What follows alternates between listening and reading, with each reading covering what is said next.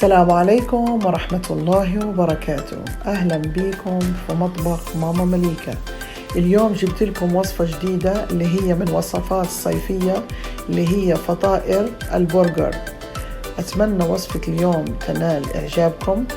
تعالوا مع بعض نشوف المقادير وطريقة تحضير، وأتمنى لكم فرجة ممتعة.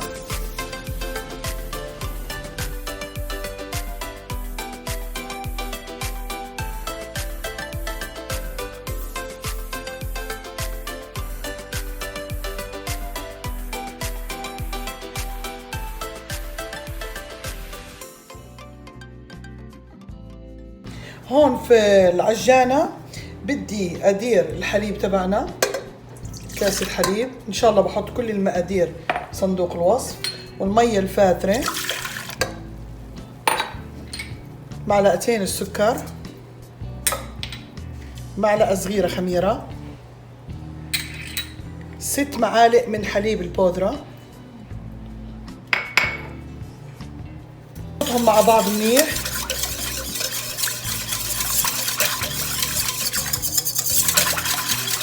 هلا خلطهم مع بعض منيح، بدي اخليهم 5 دقائق. هي بعد ال5 دقائق في عندي هون 4 كاسات طحين لكامل استعمالات منخلين. بدي ادير شوي شوي.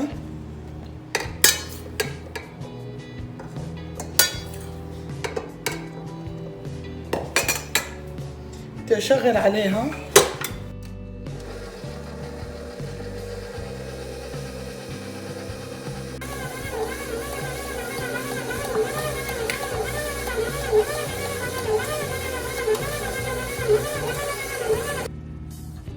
هلا بدي اضيف عندي ربع كاسة كمان مي، شوي شوي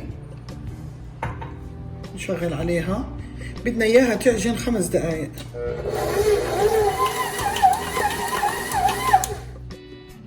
هلا بعد ما لمت العجينة بدنا نضيف لها 4 معالق زبدة درجة حرارة الغرفة. بدنا نحط معلقتين بالاول ونعجن، بعدين نضيف معلقتين تانيين.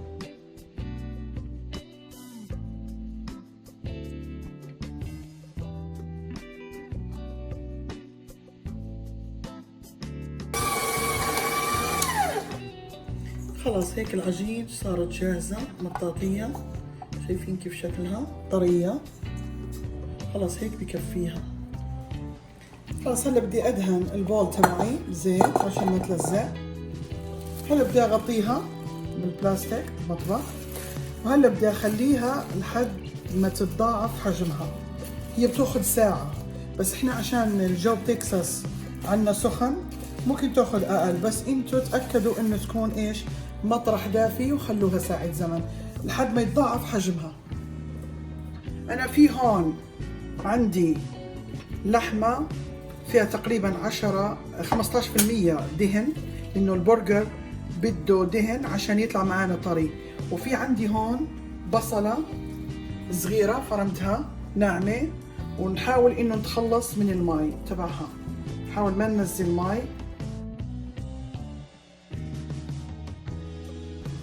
هلا في عندي هون 3 معالق كبار من البقدونس، برضو حاولت اتخلص من المية اللي فيهم. شايفين كيف طالعين ناشفين معي. وفي عندي هون هذه اختيارية معلقة صغيرة من الفلفل الحار المجروش. في عندي هون معلقة صغيرة من التوم باودر. وفي عندي هون فلفل اسود معلقة صغيرة، وملح حسب ذوق. وهون عندي معلقة صغيرة من البابريكا، طبعا مش حارة، حلوة. هلا بدنا نعجن كل المواد. هلا في عندي هنا هذا القالب، اوكي، هذا متوسط بدي اعمل فيه البرجر. اذا مش متوفر فيك تجيبي اي غطاية علبة ازاز وتستعملها، مش شرط لازم يكون عندك هذا القالب. هلا بدي احط هون ورقة الزبدة، وبدي اخذ قطعة متوسط من البرجر، قطعة منيحة. بدي احطها هون بالوسط، احط عليها ورقة من الزبدة، ونضغط.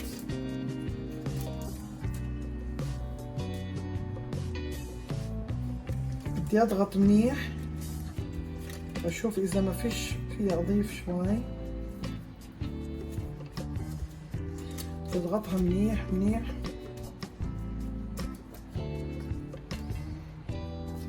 هيك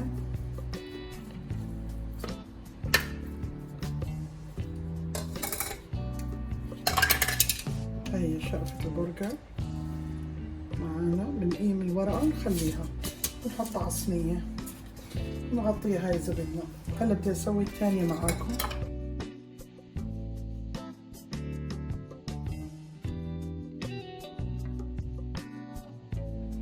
هي بعد ما خلصت البرجر أعطتني 8 حبات كبار طبعا.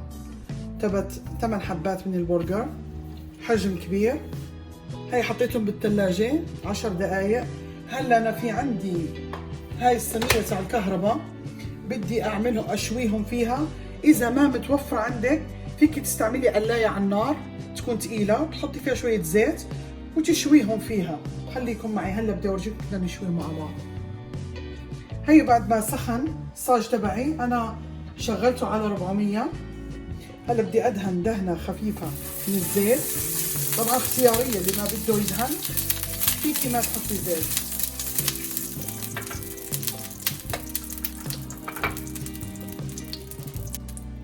هلا بدي احط البرجر تبعي.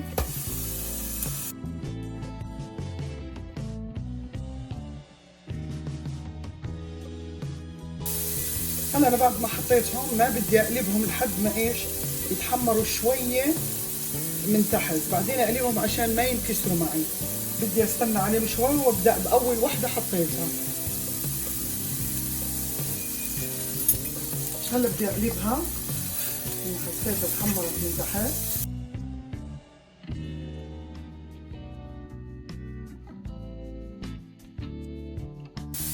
حاول اضغط شوي.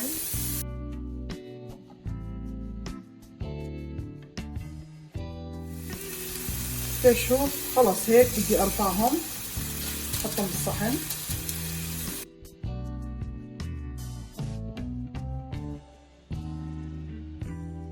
هلا بدنا نحط معلقة زبدة. شفت انا ما غسلت الصينية اللي عملت فيها البرجر. هلا بدي ادير البصل تبعنا. نقلي البصل هون.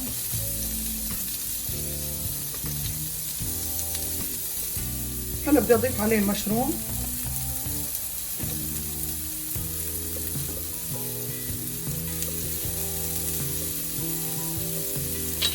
بدي اضيف عليهم معلقة صغيرة من الفلفل الاسود.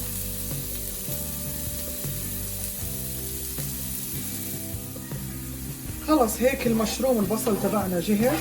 ما بدي اياه انا يتستوى كثير لانه لسه بدنا نحطه بالعجينة كمان يكمل ستوى. هلا بدي ارفعه. انا هلا بدي احط البصل والمشروم تبعي هيك يبرد شوي واصفيه من كل مرقه نزلت منه اي سائل نزل من البصل والمشروم بدي اتخلص منه عشان ما يبلل العجينه. هي العجين تبعنا بعد ما تخمر. هلا بدنا نقطعها. شايفين كيف مقطرة؟ هلا بنطلع منها الهواء.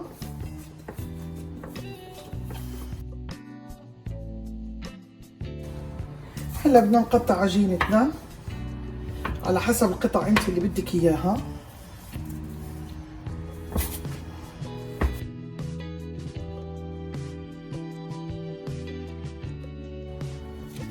هلا نحاول نشكلهم كرات صغيرة.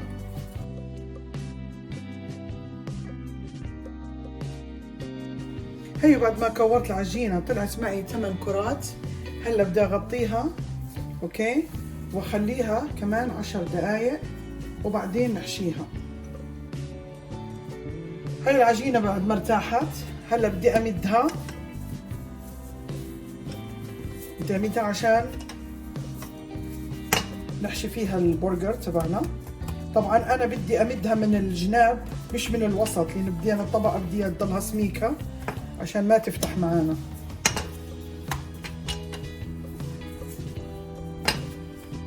شويه طحين. خلاص هيك منيحه معانا. هلا بدي احط، طبعا هذا اختياري زي ما بدكم، بدي احط شقفه جبنه. انا ما بحط الصوص، بحط البرجر تبعنا. بدي احط فيه من البصل والمشروم. طبعا قلت لكم انا تخلصت من كل السوائل اللي فيه على اساس ما يبلل العجينه. طبعا الجبنه هي اختياريه زي ما بدكم، مبشوره. انا هون استعملت الموتزاريلا اللي هي السلايس. هلا بدنا نجمع العجينه لفوق. نحاول نسكر عشان الجبنه ما تطلع معانا وهي بتتستوى.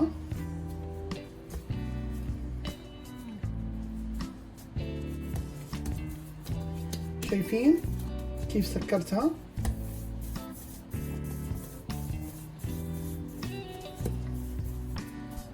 هلا بدي احطها بالصينيه اللي حطيت عليه ورق مشمع. هلا بسويهم كلهم وبعدين برجع لكم. هيو بعد ما شكلتهم وحشيتهم، هلا انا حطيتهم صينيه وباعدتهم عشان لما اجي اخبزهم ما يلزقوا في بعض. هلا بدي اغطيهم واخليهم 20 دقيقه، وبعدين بجهز صفار البيض مع معلقتين حليب، صفار بيضه معلقتين حليب ونقطه خل. وبدي بعد ما يرتاحوا 20 دقيقه بدي ادهن وشهم وادخلهم الفرن.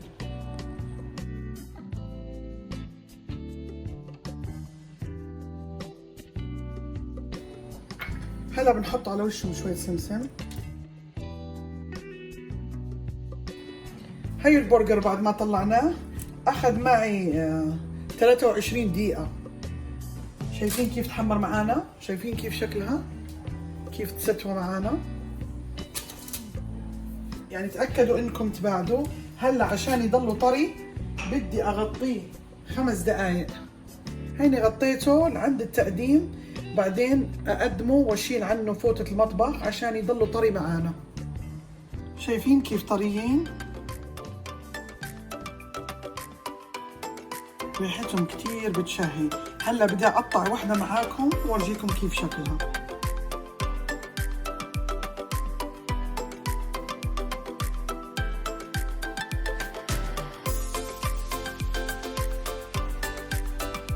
وهي وصفتنا بعد ما جهزت. شفتوا قديش سهلة طيبة وشهية. اتمنى تجربوها وتقولوا لي رأيكم. وإذا عجبكم فيديو لا تنسوا اللايك والاشتراك، وتعليقاتكم تبسطني. وشكرا على مشاهدتكم، وإلى وصفة قادمة بإذن الله.